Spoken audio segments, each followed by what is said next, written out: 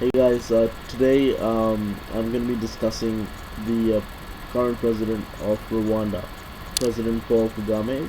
Um, Now I'm going to be discussing him because you don't hear too much about him in the mainstream media, and he's a very divisive and controversial figure, and I think he warrants discussing.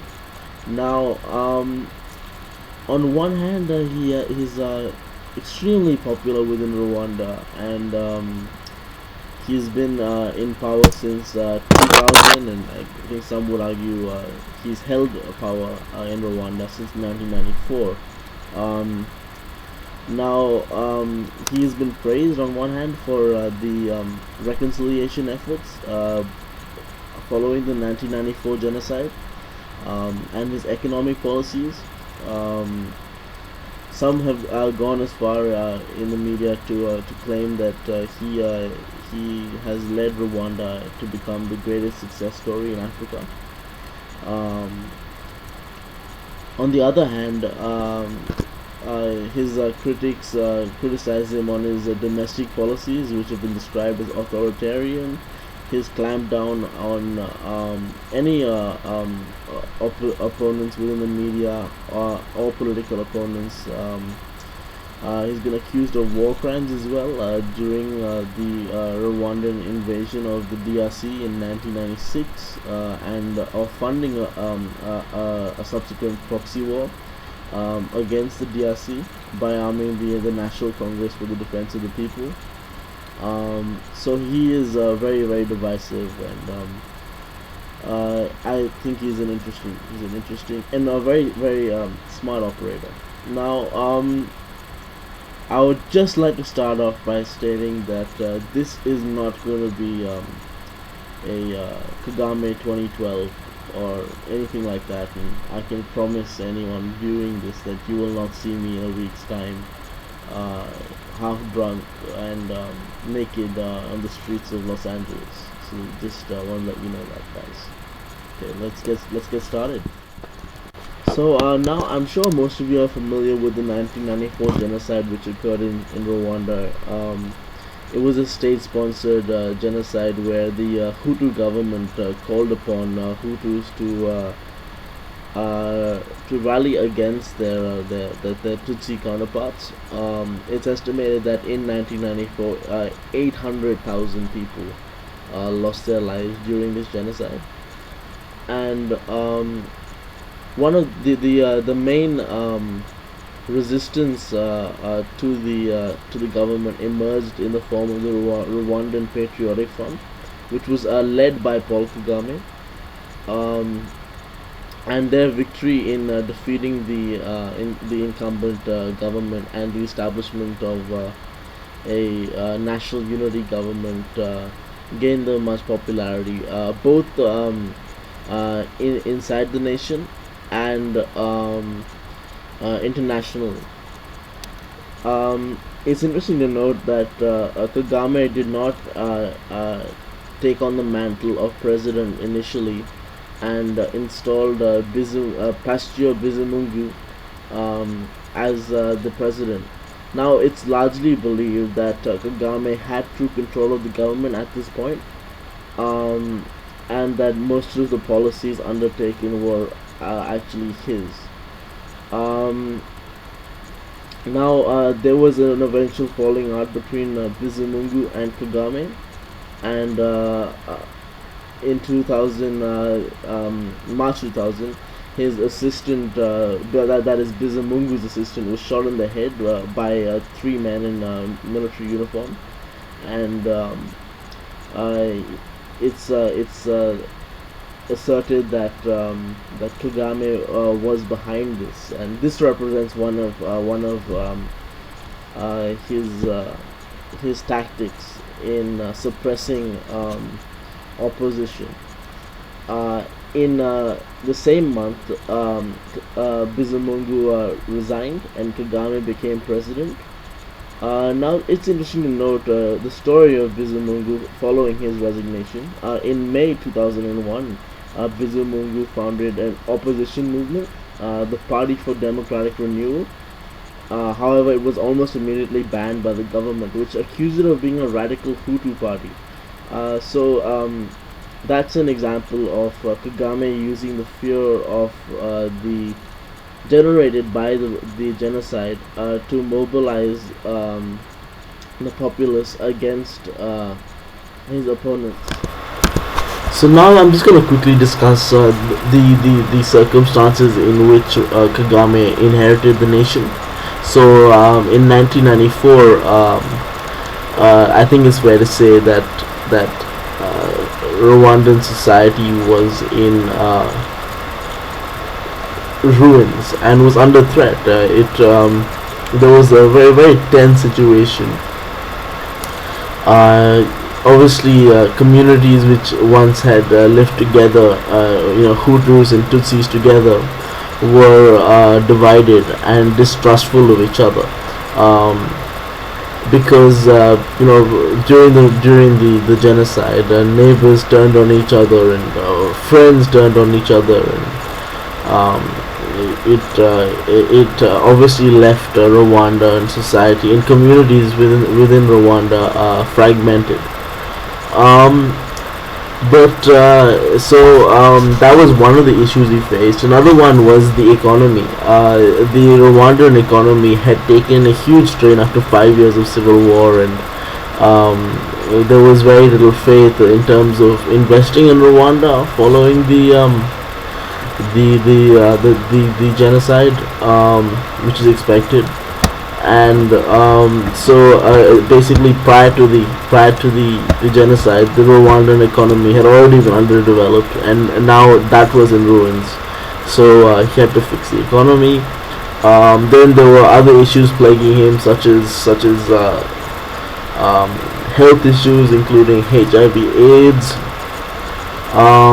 So he basically inherited the nation in a very tough situation. And I think it's fair to say that he addressed all of the issues to varying degrees. And overall, I'd say that his leadership has been positive.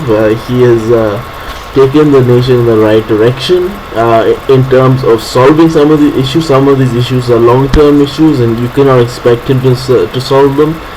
But in terms of taking that first step, which is very important, he has. In terms of reconciliation and restoration of Rwandan communities following the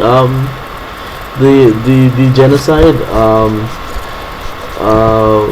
he set up human rights commissions and unity and reconciliation commissions.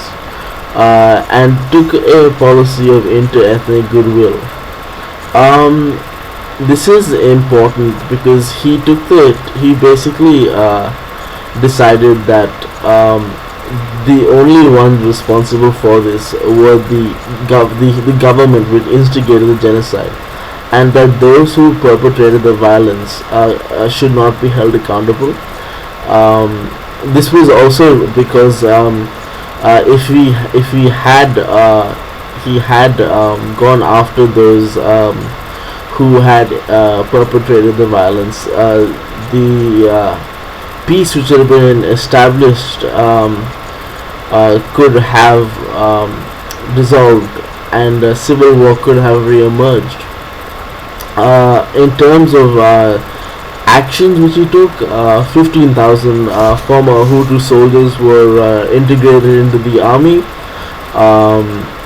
and in terms of these commissions, he took a very grassroots level. So he would actually the programs would actually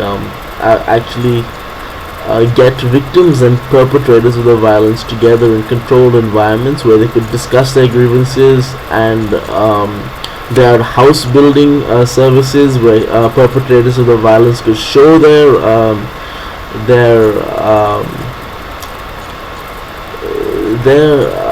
shame and that they were sorry. And so I mean, he also, in terms of bringing people back, 3.5 million refugees were successfully repatriated, have been until now, to Rwanda since the genocide. So obviously, in terms of this issue, this is an issue which will not which will live long in the minds of those who were affected, and it will take generations before trust can be re-established. However, this is a step in the right direction, and I think he needs to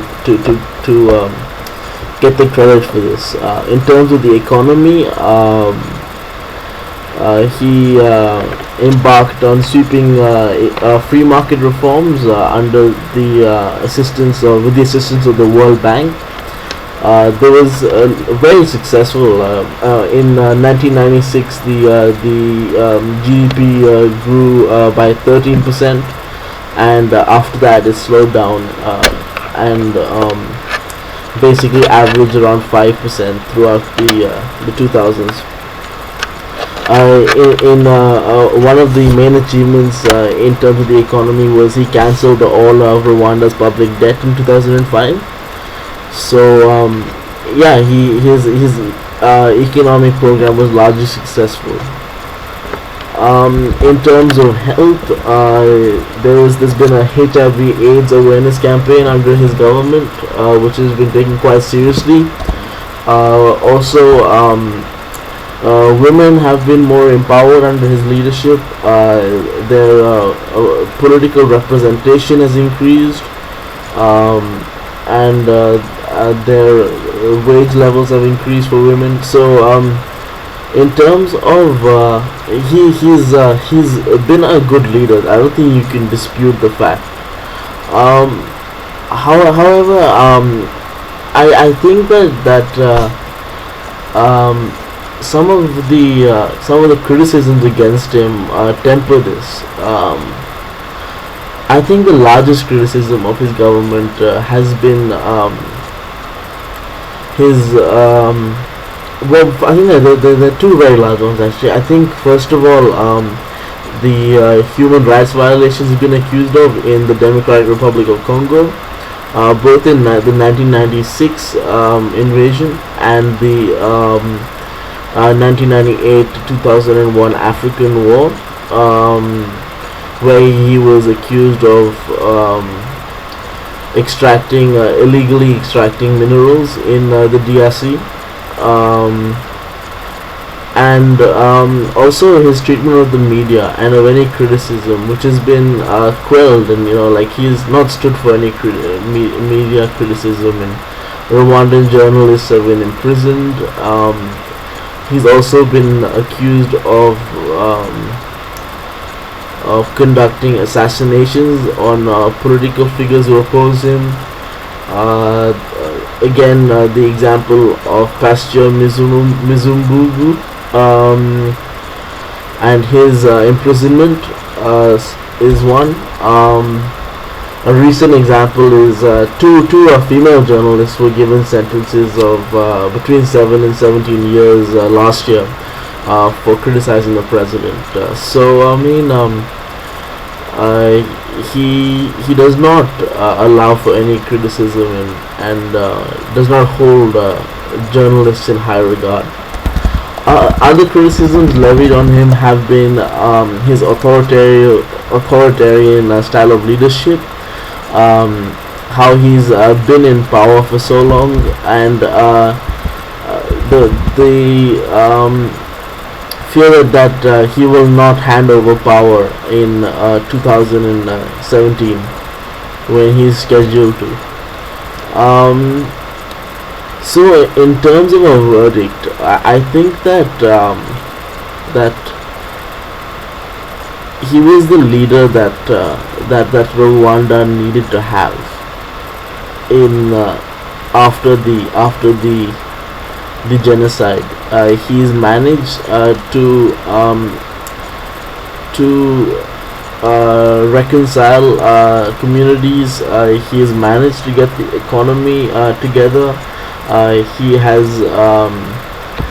been a good leader. However, I think that Rwanda is at a point now where it's time for him to hand over power and for a true democracy to re-emerge in Rwanda. He apparently won 93% of the vote at the last election. So that's very. I think that shows a lot about the corruption and the fraud in the elections. Just to give you an idea, Saddam Hussein won 99% of the vote in I think the 1996 election in Iraq. So I mean, if you get the comparison in terms of the electoral fraud. But I think Rwanda, he has been a good leader, and he was a leader that they needed at the point. However, I think that it's time for a democracy or a democratic form of government to emerge in Rwanda now. So that's my view. Let me know what you think of Paul Kagame, and